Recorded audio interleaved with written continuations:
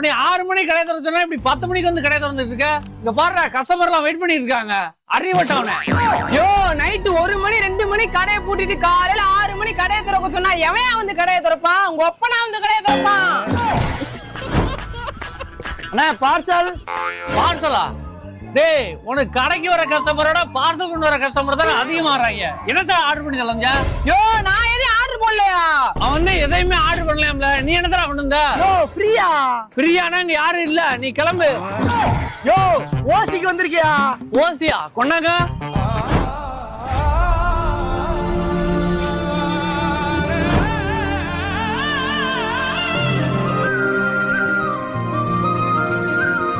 Hi guys, 2 வருஷம் நாங்க கஷ்டப்பட்டதுக்கு எங்களுக்கு 10 லட்சம் சொந்தங்கள் கிடைச்சிருக்கீங்க.